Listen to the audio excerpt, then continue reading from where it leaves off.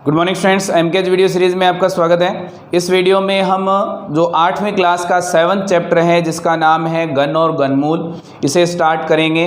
तो हमारे पास घन और घनमूल हम इसमें ज्ञात करेंगे किस विधि से?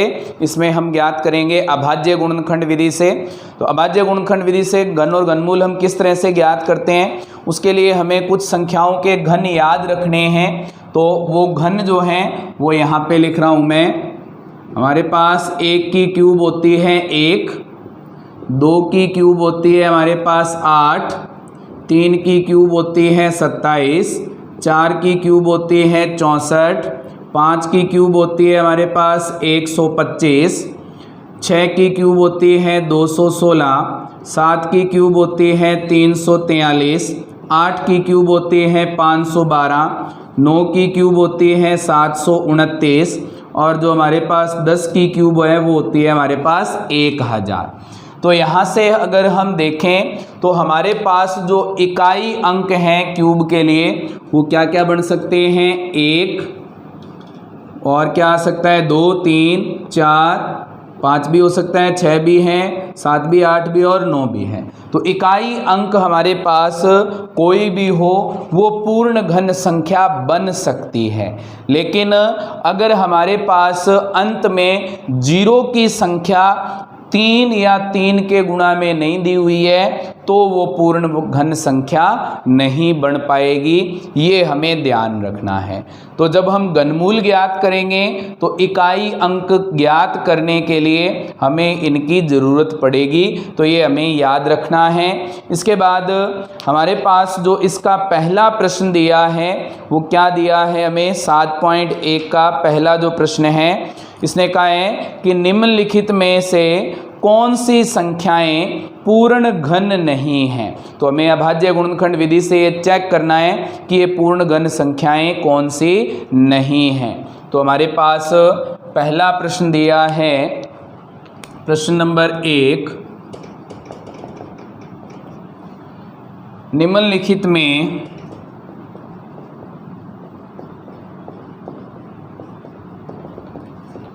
कौन सी संख्याएं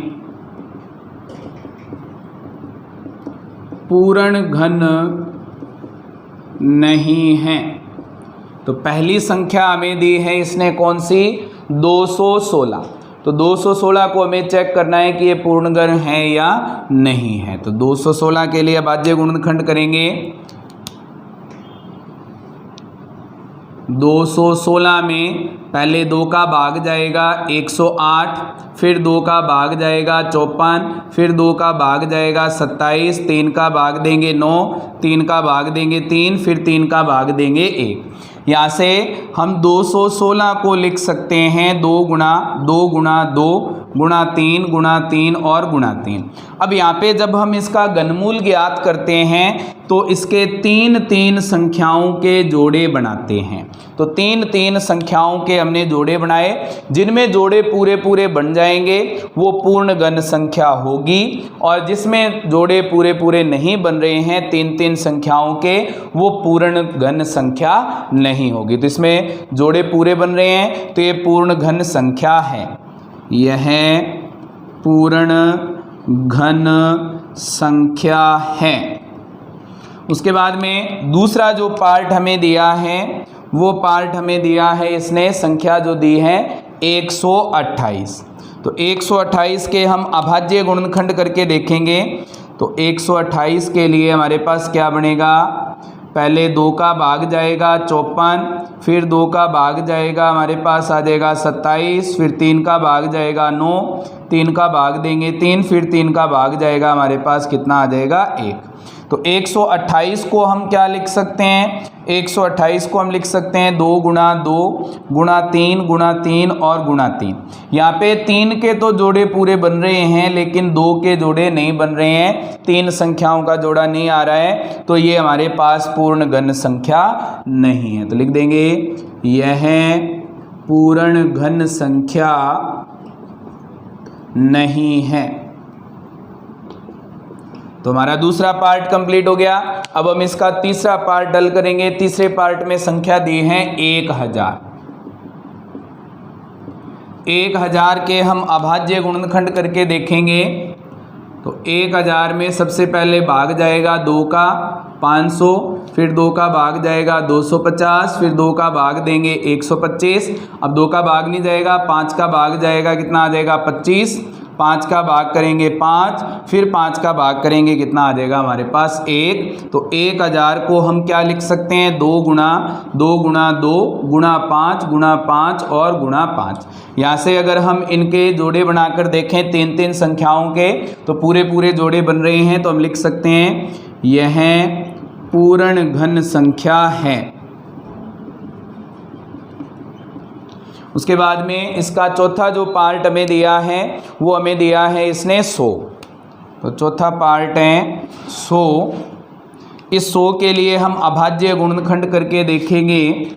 तो सबसे पहले भाग किसका जाएगा, 2 का, कितना आएगा 50, फिर 2 का भाग देंगे 25, फिर 2 का भाग नहीं जाएगा, कितने का भाग जाएगा 5 का, कितना आ जाएगा हमारे पास 5, फिर 5 का भाग देंगे, कितना आ जाएगा 1। तो हमारे पास 100 क्या बन गया, 2 गुणा 2 गुणा 5 गुणा 5।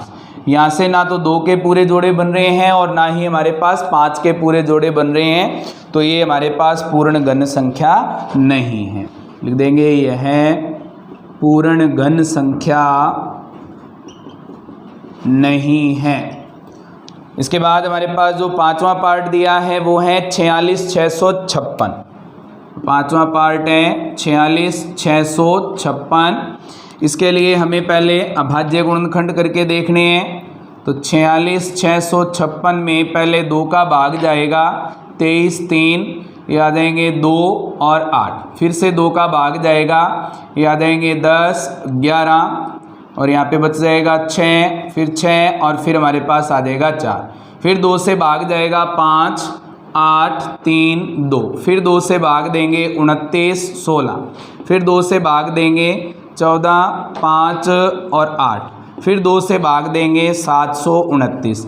अब 2 का भाग तो जाएगा नहीं, अब किसका भाग जाएगा, 3 का भाग जाएगा, कितना आ जाएगा 24 तिया 72, 3 तिया 9, फिर 3 से भाग जाएगा 81, फिर 3 से भाग करेंगे 27, 3 से भाग करेंगे 9, 3 से भाग करेंगे 3 और 3 से भाग करेंगे, कितना आ जाएगा 1। तो हमारे पास जो 46656 है उसको हम क्या लिख सकते हैं, वो हमारे पास लिखा जा सकता है 2 गुणा 2 गुणा 2 गुणा 2, कितनी बार आया है 6 बार, 2 गुणा 2 गुणा 2, उसके बाद में 3 भी कितनी बार है 6 बार, 3 गुणा 3 गुणा 3 गुणा 3 गुणा 3 और गुणा 3। ये 46656 हो गया। इनके जोड़े बना करके देखेंगे तो 3-3 के जोड़े 3 के भी बन रहे हैं और 2 के भी पूरे पूरे जोड़े बन रहे हैं। तो हम लिख सकते हैं यह पूर्ण घन संख्या है। तो हमारा जो पहला प्रश्न था वो कंप्लीट हो गया है। अब हम इसका दूसरा प्रश्न हल करेंगे। दूसरे प्रश्न को पहले हम लिखेंगे, उसके बाद फिर हम उसे हल करेंगे। तो दूसरा प्रश्न जो दिया है वो क्या दिया है हमें,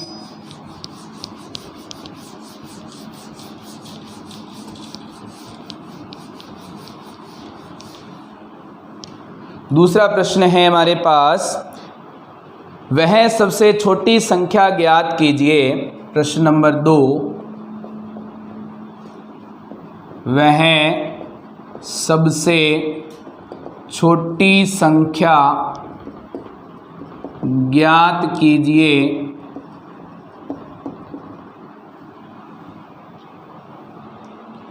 जिससे निम्नलिखित संख्याओं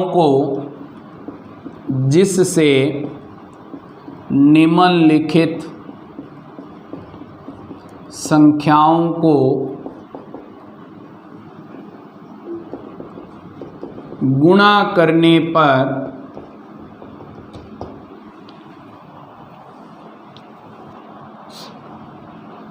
पूर्ण घन प्राप्त हो जाए।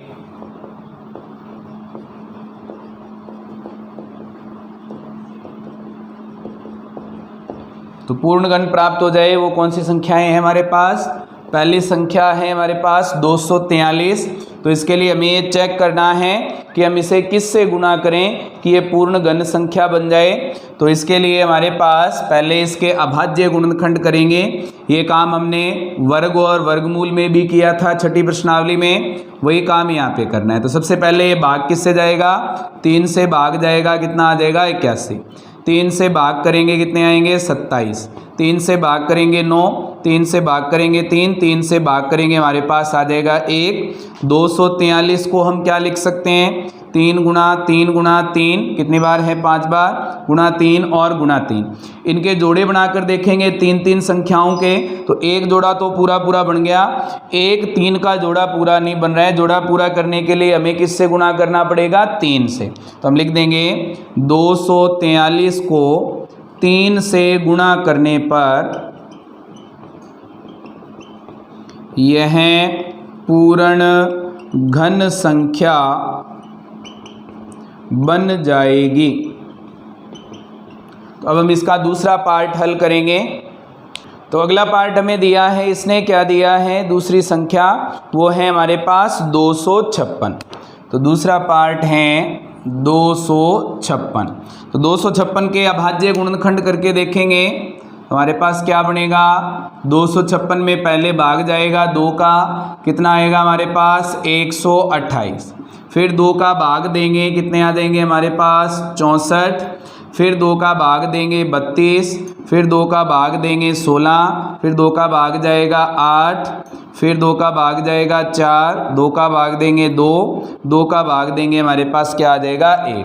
2 कितनी बार आया हमारे पास 3 और 3 6 और 2 8 बार। तो 256 को हम क्या लिख सकते हैं, 2 गुणा 2 गुणा 2 गुणा 2 गुणा 2 गुणा 2 गुणा 2 और गुणा 2। 8 बार हो गए, 1 2 3 4 5 6 7 और 8। तो हमारे पास इनके अगर जोड़े बनाएंगे 3 संख्याओं के, तो 2 जोड़े तो पूरे बन रहे हैं, एक जोड़ा और बनाने के लिए हमें क्या चाहिए होगा, 2 और चाहिए। तो लिख देंगे 256 को 2 से गुणा करने पर यह पूर्ण घन संख्या बन जाएगी।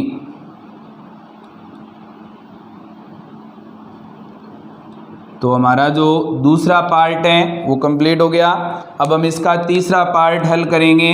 तीसरे पार्ट में हमें दिया हुआ है संख्या जो है हमारे पास 72। तो 72 के हम अभाज्य गुणनखंड करके देखेंगे। 72 में सबसे पहले भाग जाएगा 2 का, कितना आएगा 36। 2 का भाग देंगे 18। 2 का भाग देंगे 9। 3 का भाग देंगे 3। 3 का भाग देंगे 1। तो 72 को हम क्या लिख सकते हैं, 2 गुणा 2 गुणा 2 गुणा 3 गुणा 3। यहाँ से 2 का जोड़ा तो बन रहा है, 3 का जोड़ा नहीं बन रहा। तो 3 का जोड़ा बनाने के लिए हमें किससे गुणा करना पड़ेगा, 3 से। तो लिख देंगे यह या 72 को 3 से गुणा करने पर यह पूर्ण घन संख्या बन जाएगी। तो हमारे इसके 3 पार्ट हो गए। और हम इसका चौथा पार्ट हल करेंगे जिसमें संख्या दी है 675। संख्या क्या है 675। तो इसके लिए पहले हम अभाज्य गुणनखंड करके देखेंगे और उसके बाद में जिसका जोड़ा नहीं बन रहा है उससे गुणा करके इसे हम पूर्ण घन संख्या बना देंगे। तो संख्या है चौथे पार्ट में 675। तो सबसे पहले इसमें 2 का भाग तो जाएगा नहीं क्योंकि ये विषम संख्या है। तो किसका भाग जाएगा इसमें, 3 का भाग जाएगा। 3 दूनी 6, 3 दूनी 6, 1 बचेगा, 3 5 15। फिर 3 का भाग जाएगा, 7 3 21, 5 3 15। 3 का भाग देंगे कितना आ जाएगा 25। 5 का भाग देंगे 5, फिर 5 का भाग देंगे 1। तो 675 को हम क्या लिख सकते हैं, 3 गुणा 3 गुणा 3 गुणा में 5 और गुणा में 5। 3 का जोड़ा बन रहा है, 5 का जोड़ा नहीं बन रहा। तो लिख देंगे 675 को 5 से गुणा करने पर यह पूर्ण घन संख्या बन जाएगी। तो हमारा जो चौथा पार्ट है वो कंप्लीट हो गया। 5वें पार्ट में हमें संख्या दी है 100। इसके लिए अभाज्य गुणनखंड करेंगे। 100 में पहले 2 का भाग जाएगा 50, फिर 2 का भाग देंगे 25, फिर 2 का भाग देंगे, 2 का भाग नहीं जाएगा, 5 का भाग जाएगा 5, फिर 5 का भाग जाएगा, हमारे पास आ जाएगा 1। अब यहाँ से जो हमारे पास 100 बन सकता है वो क्या बनेगा, 2 गुणा 5 गुणा 5। अब यहाँ पे ना तो 2 का जोड़ा बन रहा है और ना ही 5 का जोड़ा बन रहा है, तो इसके लिए हमें 2 और 5 दोनों से गुणा करना होगा। तो लिख देंगे 100 को 2 गुणा 5 बराबर 10 से गुणा करने पर यह पूर्ण घन संख्या बन जाएगी। तो हमारा जो 5वां पार्ट है वो कंप्लीट हो गया। इसके साथ ही हमारा जो दूसरा प्रश्न है वो कंप्लीट हो गया है। अब हम इसका तीसरा प्रश्न हल करेंगे। तो तीसरा प्रश्न हमें दिया है इसने,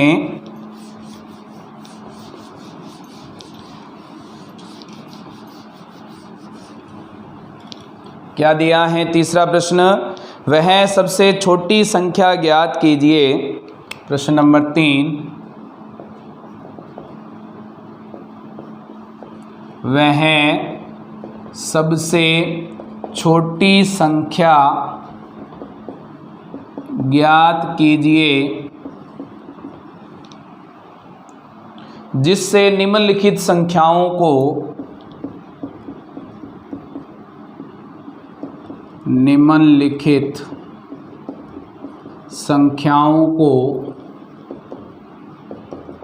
भाग देने पर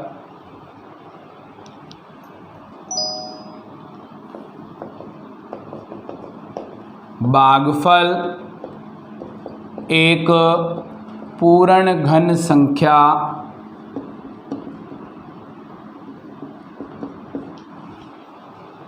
प्राप्त हो जाए।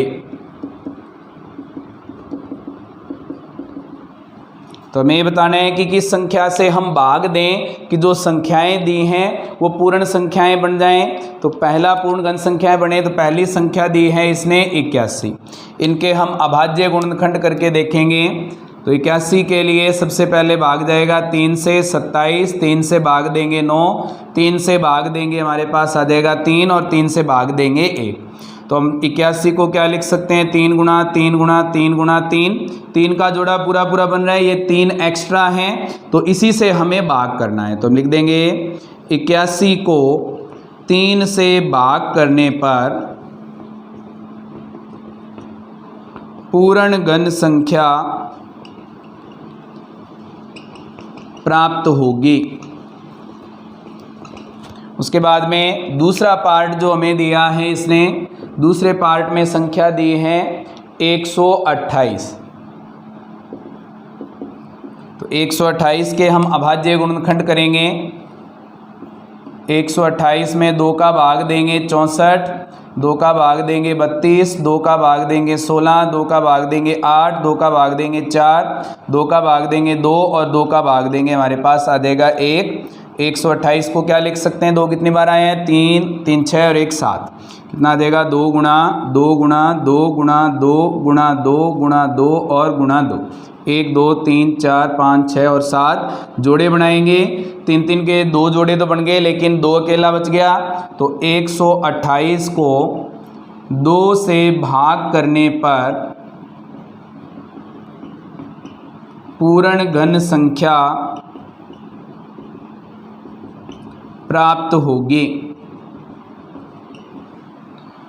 फिर तीसरी संख्या जो हमें दी है, तीसरा पार्ट जो हमें दिया है वो है हमारे पास 135।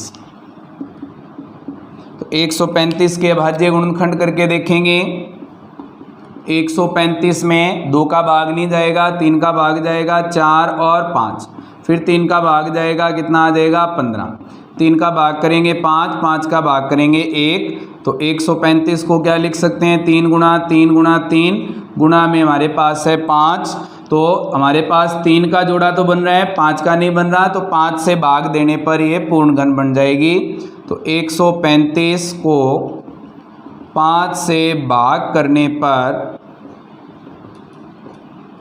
यह पूर्ण घन संख्या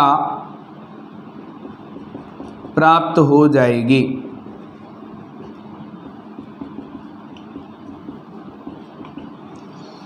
इसके बाद अगली जो संख्या दी है, चौथा पार्ट जो हमारे पास है वो है 192।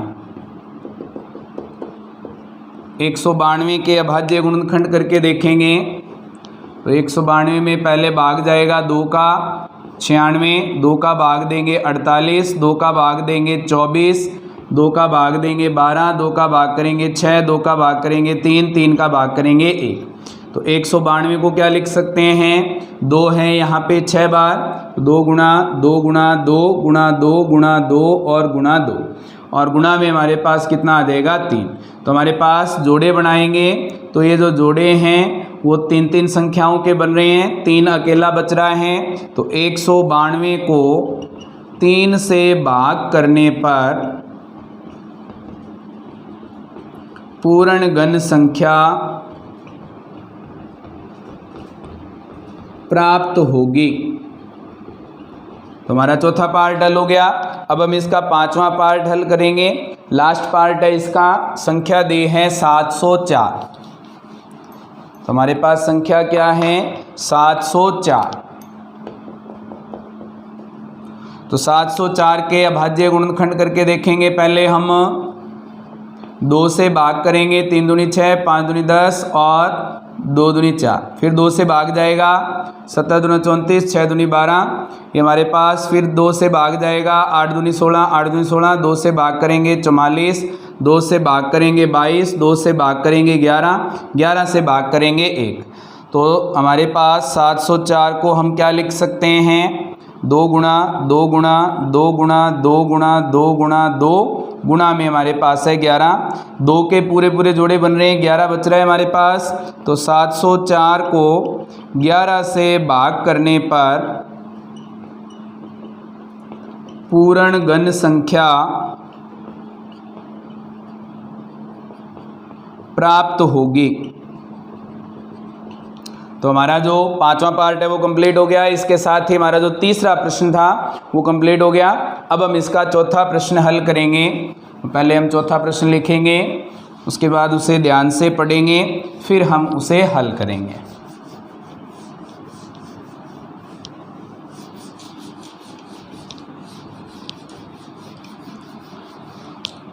तो चौथा प्रश्न हमें दिया है, इसने क्या कहा है चौथे प्रश्न में, परीक्षित प्लास्टिस्टीन का एक घनाभ बनाता है। प्रश्न नंबर 4, नाम क्या दिया है, परीक्षित एक प्लास्टिसिन का एक घनाभ बनाता है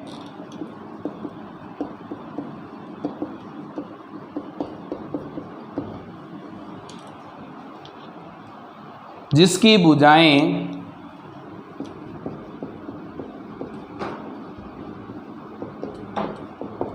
क्या हैं, भुजाएं हैं हमारे पास 5 सेंटीमीटर, 2 सेंटीमीटर और 5 सेंटीमीटर।